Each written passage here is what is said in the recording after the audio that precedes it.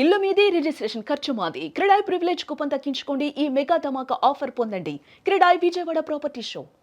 నమస్తే, నా పేరు వలి. ఈ వీడియో తప్పకుండా మీకు చూపించాల్సినటువంటి బాధ్యత నా మీద ఉంది. ఎందుకంటే కష్టం ఎంత భయంకరంగా ఉంటుందో చెప్పాల్సినటువంటి అవసరం. అక్కడ ఉష్ణోగ్రత -40 డిగ్రీలు.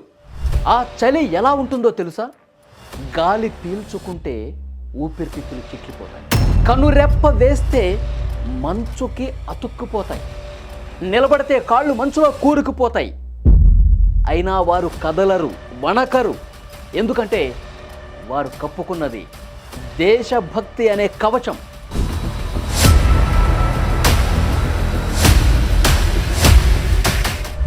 ఒక్కసారి ఇక్కడ ఈ వీడియో చూడండి. సోషల్ మీడియాలో ప్రస్తుతం వైరల్ అవుతోంది ఈ వీడియో. మన జవాన్ల గొప్పతనం తెలియజేస్తోంది. మనం వెచ్చని గదుల్లో, ఇప్పుడు చలికాలం కదా, బయటికి రావాలంటేనే మనం భయపడిపోతున్నాం. 8-9 అయితే దుప్పటి కప్పుకొని పడుకొని ఉదయాన్నే లేచి అమ్మ పెట్టినటువంటి టీ తాగుతూ ముచ్చట్లు చెప్పుకుంటూ ఎండొచ్చిన తర్వాత బయటకు వచ్చే పరిస్థితులు ఉన్నాయి. మనం ఈ మాత్రం చలికే భయపడిపోతున్నాం. కానీ మీరు చూసిన వీడియోలో ఆ జవాను మంచు తుఫాన్ల మధ్య ఒంటరిగా ఏ విధంగా నిలబడ్డాడో చూడండి. అతనికి తోడున్నది కేవలం తన నిశ్చయమే. ఇంటి దగ్గర మన అమ్మలు చేసే వేడి వంటలు వాళ్ళకు కూడా గుర్తొస్తాయి. వాళ్ళ అమ్మగారు, వాళ్ళ ఫ్యామిలీ మెంబర్సు, వాళ్ళ అక్క, చెల్లె, తమ్ముడు, అన్న అందరూ గుర్తుకొస్తారు. వాళ్ళ మాటలు గుర్తుకొస్తాయి. భార్య, పిల్లల నవ్వులు గుర్తుకొస్తాయి. ఇక్కడ నేను నిలబడితేనే నా దేశం సురక్షితం అన్న ఒకే ఒక్క ఆలోచన అతని రక్తంలో వేడిని పుట్టిస్తుంది. మంచు కొండల మీద రక్తం గడ్డకట్టే చలిలో నిలబడి తన యవ్వనాన్ని, సుఖాన్ని దేశం కోసం ధారబోస్తున్న ఆ మహాయోధులకి నిజంగా మనం తల వంచి నమస్కారం చేయాలి. Hats off. ఇప్పుడు మన ఊర్లో వణికిస్తున్న చలికే మనం వణికిపోతున్నాం.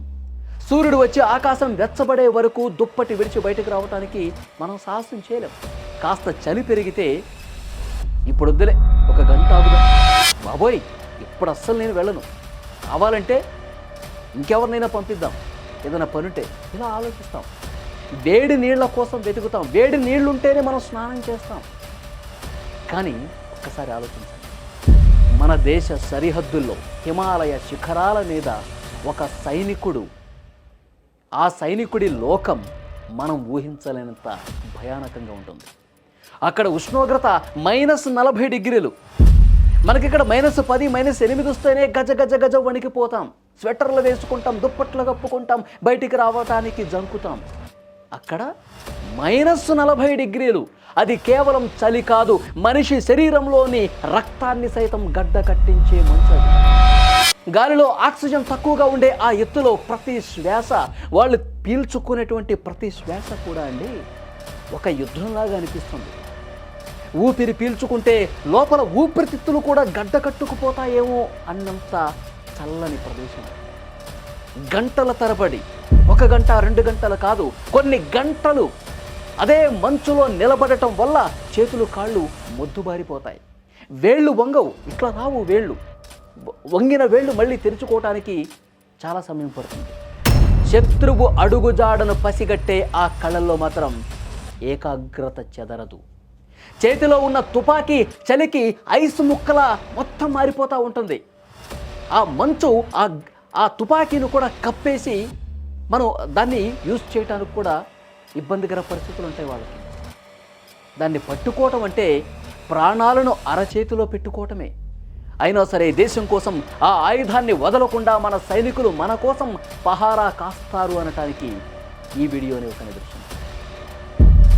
ఎస్, ఎందుకంటే ఈ వీడియో నేను ఎందుకు చేస్తున్నానంటే కాస్త చలికి మనం ఇంత ఇబ్బంది పడుతున్నాం. అక్కడ భారత సైనికులు, మన జవాన్లు ఎంత గొప్ప త్యాగం చేస్తున్నారు, ఎంత గొప్పగా వాళ్ళ విధి నిర్వహణ చేస్తున్నారన్నది ప్రతి ఒక్కరూ తెలుసుకోవాల్సిన అవసరం ఉంది.